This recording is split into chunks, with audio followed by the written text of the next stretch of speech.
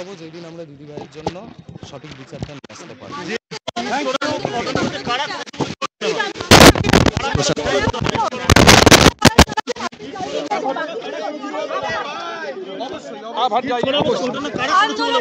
যারা এই গণ আন্দোলনকে স্তব্ধ করে দিতে চায়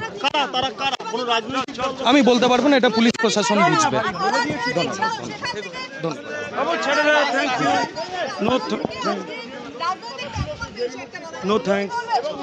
কোনো রাজনীতি নেই, এতে কোনো রাজনীতি নেই। কলকাতা হাইকোর্টের নির্দেশে আজকে দুপুর 2টোর মধ্যেই মুক্ত সায়ন, কিন্তু সুপ্রিম কোর্টে চলে গেছে রাজ্য। দর্শক দেখুন, সায়ন লাহিড়ীর মুক্তির বিরোধিতা সুপ্রিম কোর্টে গেল রাজ্য। প্রিয় দর্শক, আমি শফিকুল ইসলাম এবং আপনারা দেখছেন আরামবাগ টিভি। ভাবুন দর্শক, সায়ন লাহিড়ী পশ্চিমবঙ্গ ছাত্র সমাজের একজন আহ্বায়ক, যারা গত 27শে আগস্ট নবান্ন চলোর ডাকটা দিয়েছিলেন।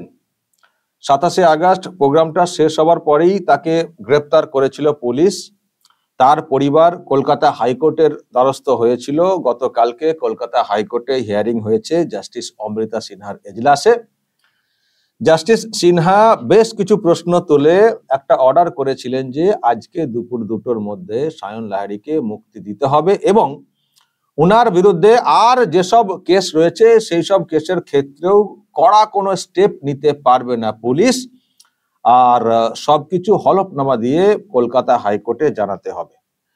কিন্তু আজকে তো মুক্তি তো হয়ে গেছে দুপুর 2টোর মধ্যেই, কিন্তু এই খবর এখন সামনে এসছে যে মুক্তির বিরোধিতা করে সুপ্রিম কোর্টে চলে গেছে রাজ্য। এখন দেখা যাক সুপ্রিম কোর্ট কি করে।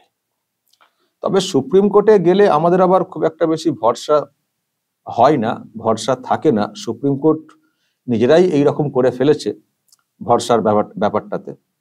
তো দেখা যাক সুপ্রিম কোর্ট এখন কি করে, সায়ন লাহিড়ীকে আবারও ধরতে বলে কিনা, বা তার যেসব রক্ষা কবচ দিয়েছে কলকাতা হাইকোর্ট সেগুলোকে বাতিল করে কিনা দেখতে হবে।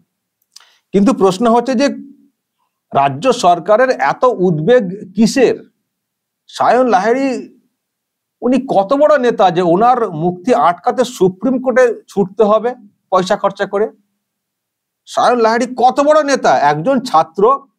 আগেও চিনতাম না, এই সোশ্যাল মিডিয়াতে যে ডাকটা দেওয়া হয়েছিল নবান্ন চলোর, সোশ্যাল মিডিয়াতে পোস্ট প্রথমে হয়েছিল, তারপরে ওনারা প্রকাশ্যে এসেছিলেন মিডিয়ার সামনে কিছু কথা বলতে এই ডাকের সম্পর্কে, তখন থেকে চিনলাম। তো তাকে আটকানোর জন্য সুপ্রিম কোর্টে ছুটতে হচ্ছে রাজ্য সরকারকে। পেছনে কারণটা কি? পেছনে কি কারণ দর্শক, সেটা আপনারা হয়তো আন্দাজ করতে পারছেন, কারণ গতকালকে আমি একটা খবর করেছিলাম। সেটা হচ্ছে যে কলকাতা হাইকোর্ট যে অর্ডারটা করেছে সায়ন লাহিড়ীর ক্ষেত্রে, অ্যাকচুয়ালি এটা হচ্ছে পশ্চিমবঙ্গ ছাত্র সমাজের জয়। কারণ গতকালকে অর্ডারটা চলে এসেছিল যে আজকে দুপুর 2টোর মধ্যে মুক্তি দিতে হবে। তো এটা হচ্ছে আদতে ছাত্র সমাজের জয়, কারণ কলকাতা হাইকোর্ট বুঝিয়ে দিল সরকার পক্ষকে, পুলিশকে, যে ডাকটা দেওয়া হয়েছিল সেটা কিন্তু অবৈধ না। ডাকটা অবৈধ না, যেটা আপনারা বলার চেষ্টা করেছিলেন যে এটা অবৈধ, এটা ঠিক হচ্ছে না, অমুক তমুক। কলকাতা হাইকোর্ট বুঝিয়ে দিল যে এইভাবে ডাক দেওয়া যায়, এটা অবৈধ না। আর ওই ডাকেতে যদি কোথাও কিছু গন্ডগোল হয়, সে গন্ডগোলের লোকাল কারণ দেখতে হবে, কে কোত্থেকে কি করেছে। একটা ডাক দেওয়া হয়েছে, সেই ডাকের কোথাও যদি কিছু গন্ডগোল হয় তার সব দায় চলে আসবে যারা ডাকটা দিয়েছেন, এটা না। আর এই ডাকটা অবৈধ না, যে ডাকটা হয়েছে বলে যারা ডেকেছেন তারা সব অ্যারেস্ট হয়ে যাবেন, গ্রেফতার হয়ে যাবেন, এটা ওটা না, এটা আইন না। এটা যেহেতু কলকাতা হাইকোর্ট বুঝিয়ে দিয়েছে পুলিশকে এবং সেটা যেহেতু প্রকাশ্যে এসেছে, ফলে এই অর্ডারে পশ্চিমবঙ্গ ছাত্র সমাজ উজ্জীবিত। এবার হয়তো নতুন করে আবার একটা ডাক দেওয়ার হয়তো তারা চেষ্টা করবেন।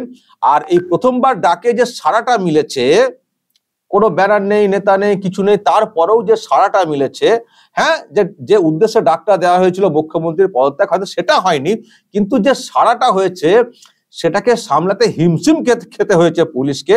ফলে এবার যখন এই অর্ডারটা হয়ে গেল, তার মানে এই ধরনের ডাককে যখন একটা মানে বৈধ কার্যত বুঝিয়ে দিল কলকাতা হাইকোর্ট, এবং পুলিশকেও সেটা বুঝিয়ে দিল, ফলে এরপর হয়তো ছাত্র সমাজ আবারও একটা হয়তো ডাক দিতে পারে, এবং সেই ডাকটা হবে মারাত্মক। সেই ডাকে দেখবেন বড় সাড়া মিলবে, কারণ এবার অনেক অনেক প্রশ্ন ছিল, তারপরে অনেক সংগঠন অনেকভাবে গুলিয়ে দিয়েছিল কিন্তু, এবং অনেকের মনে অনেক সংশয় কাজ করছিল। কিন্তু যেহেতু কলকাতা হাইকোর্ট বুঝিয়ে দিচ্ছে যে হ্যাঁ এইরকম ডাক দেওয়া যায়, ডাকের মধ্যে কোথাও কিছু হলে সেটা লোকাল প্রবলেম, সেটা ধরে ধরে বিচার হতে পারে, কিন্তু কেন ডাক দিয়েছেন আপনারা, এইভাবে কেন ডাক দিয়েছেন, কেন পুলিশকে বলেননি সুতরাং আপনাদেরকে জেলবন্দি থাকতে হবে, এই ব্যাপারটা একেবারে ভেঙে দিল কলকাতা হাইকোর্ট। যখন এটা ভেঙে দিল এবং সঠিকটা বুঝিয়ে দিল, তার মানে ছাত্র সমাজ এই অর্ডারে উজ্জীবিত হয়ে গেল। তার মানে এই রকম ডাক আগামী দিনে আরো হবে এবং তার একটা ব্যাপক সাড়া মিলবে, এটা কিন্তু আন্দাজ করে বলাই যায়। এই কথা আমি দর্শক গতকালকে আমার ভিডিওতে অনেক বড় করে বুঝিয়েছিলাম। আমার মনে হয় সেটা ওরাও হয়তো বুঝতে পারছে এবং আমরা তো আমাদের মতো করে বোঝাচ্ছি। সব মিলিয়ে আমার মনে হয় শাসক ভয় পেয়ে গেছে, শাসক সত্যিই ভয় পেয়ে গেছে, এবং তারাও হয়তো কোথাও বুঝছে যে মনে হচ্ছে এই অর্ডারে ছাত্র সমাজ সত্যি উজ্জীবিত হয়ে যাবে এবং তারা আবার ডাক দেবে। এই ডাকেতেই যা হিমশিম খেতে হয়েছে, এর পরের যখন ডাকটা হবে এবং মানুষের মনের মধ্যে ক্ষোভ দিন দিন বাড়বে, ফলে ডাকের সাড়াও আরো অনেক বেটার হবে। আর আমরাও মানুষকে জাগানোর চেষ্টা করছি, হয়তো ওনারা সেটাও ভাবছেন যে ইউটিউবাররা যা লেগেছেন মানুষকে জাগানোর ক্ষেত্রে, ফলে মানুষ আরো জাগবেন। ফলে এই সময় যদি এই অর্ডারটাকে রেখে দিই বা সায়ন লাহিড়ীকে যদি করকে দেওয়ার আমরা সুযোগটা না পাই, তাহলে কিন্তু আমরা আর আমাদের জায়গায় থাকতে পারবো না। ফলে একবার চান্স নিয়ে দেখা যাক, হাইকোর্ট তো মুক্তি দিয়ে দিয়েছে, তো আমরা একবার সুপ্রিম কোর্টে চলে যাই। যদি কপিল সিব্বলকে দিয়ে প্রধান বিচারপতিকে একটুখানি মানে তার একটু দৃষ্টি আকর্ষণ করে যদি সায়ন লাহিড়ীকে আরো একবার গ্রেপ্তারের সুযোগটা পেয়ে যায়, বা যে রক্ষা কবচগুলো দেওয়া হয়েছে যদি সেগুলো সরিয়ে দেওয়া যায়, তাহলে আরো একটা রাস্তা হয়ে যাবে গ্রেপ্তার করার। তো গ্রেপ্তার করতে পারলে, কিছুদিন জেলবন্দি রেখে একটু করকে দিতে পারলে, তাহলে শুধু সায়ন লাহিড়ী না, আরো যারা ওনাদের সঙ্গে ছিলেন সবাই ভয় পেয়ে যাবেন। ফলে এই ছাত্র সমাজ আর সমাজ থাকবে না, লন্ডভন্ড ছত্রভঙ্গ হয়ে যাবে। ফলে আর নতুন করে ডাকার কেউ সাহস দেখাবে না।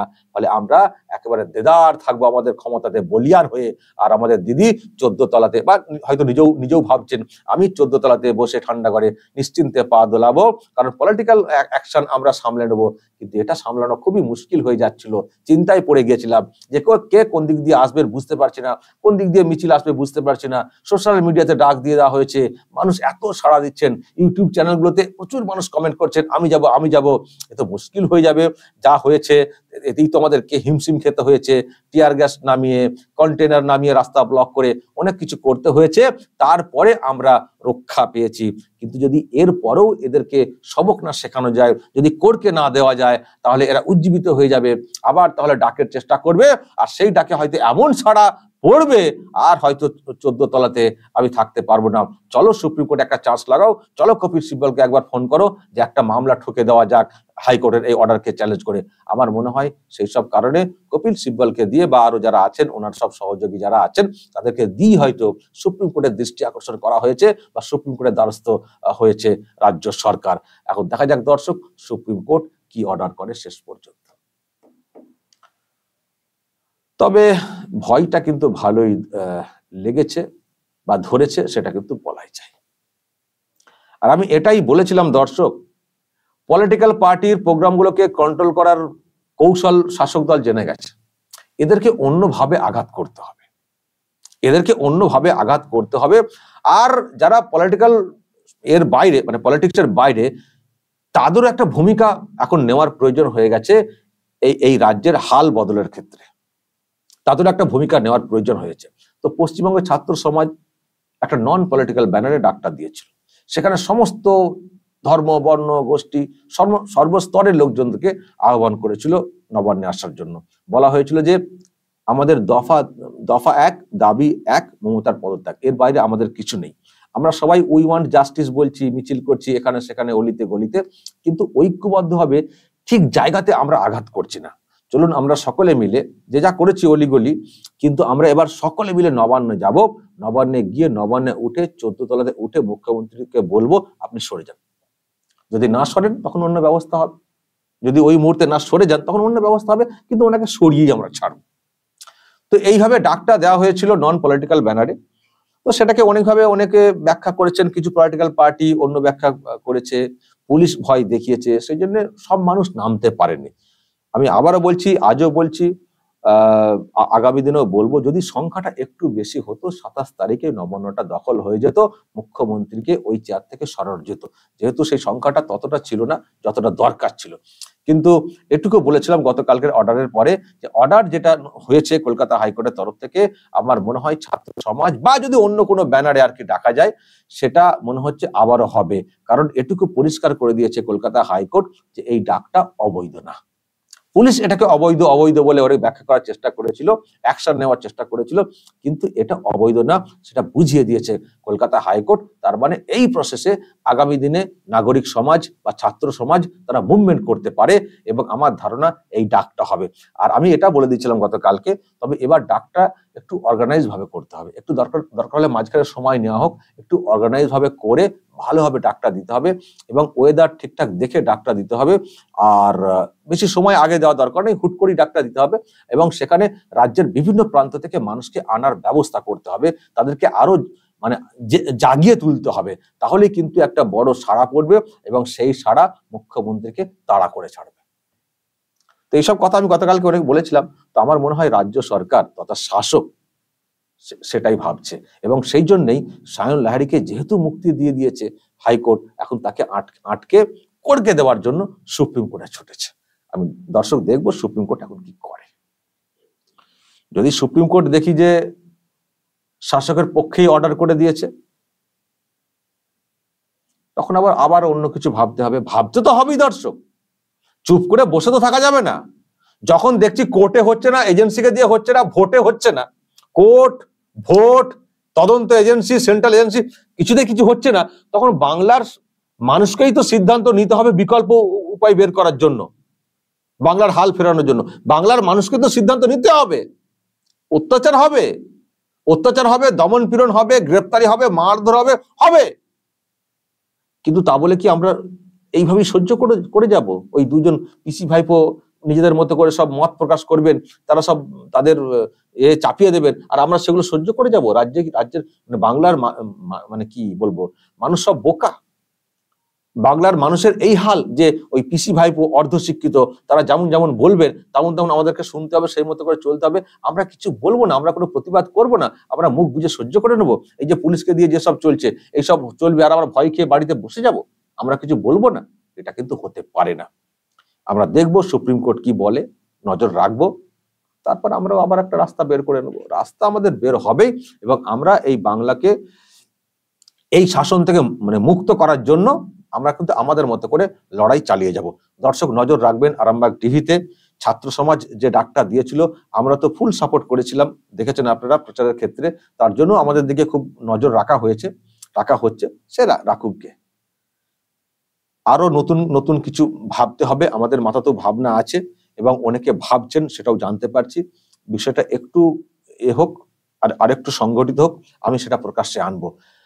আবার বলছি, আমরা পলিটিক্সের সঙ্গে জড়িত নই, কিন্তু পলিটিক্সের বাইরেও আমরা কোথাও মনে করছি যে আমাদেরও কিছুটা উদ্যোগ আছে। কারণ যারা পলিটিশিয়ান, তাদেরকে আমরা অনেকে বলে থাকি মানে পলিটিক্যাল মানে কারবারি, রাজনীতির কারবারি। ফলে তারা তাদের মতো করে কাজ করবেন, তাদের সব পদক্ষেপ যে ভালো সেটা বলা যাবে না। কিন্তু আমরা কাহা তাক সহ্য করবো? আমরা তো শিকার হচ্ছি, আমরা কাহা তাক সহ্য করব? আমরা তো শিকার হচ্ছি। সুতরাং আমাদেরকেও ভাবতে হবে, যখন অন্য কোনো উপায়ে কিছু হচ্ছে না, তখন বাংলার সাধারণ মানুষ, নাগরিক সমাজ, তাদেরকেও ভাবতে হবে যে কিভাবে এই আপাতত যেটা আমাদের লক্ষ্য, দফা দাবি এবং মমতার যে পদত্যাগ যেটা বলছিলাম, এটাকে ফার্স্ট টার্গেট, আগে এই কাজটা সম্পন্ন করতে হবে, তারপর বাকিটা, তারপর দেখবো যে যেমন করছেন তার মতো করে ব্যবস্থা হবে। কিন্তু এখন আমরা পরিষ্কার সিদ্ধান্তে চলে এসেছি যে আমাদের এখন দফা 1, দাবি 1, মমতার পদত্যাগ, এটা হচ্ছে মেন এখন আর্জেন্ট হয়ে পড়েছে বিচার পাওয়ার ক্ষেত্রে। তো সেই কাজটা আমাদেরকে করতে হবে, সেই জন্য আমাদেরকেও ভাবতে হবে। যখন আপনাদেরকে কল দেওয়া হবে, আপনারা আসবেন, 27 তারিখের মতো ওই রকম সবাই করবেন না, আসবেন, তবে আপনাদের আসার ক্ষেত্রে সহজ ব্যবস্থাপনা সেটা কিভাবে কি করা যায় সেটা ভাবতে হবে, যারা ডাকবেন সেটা ভাবতে হবে। এটুকু পরিষ্কার আপনারা বুঝে গেছেন যে এই রকম ডাককে ভীষণ ভয় পাচ্ছে শাসক সরকার পক্ষ, ফলে এই পথেই কিন্তু এদেরকে ঘায়েল করা যেতে পারে। দর্শক বলবেন যা বলার কমেন্ট বক্সে, নজর রাখবেন আরামবাগ টিভিতে।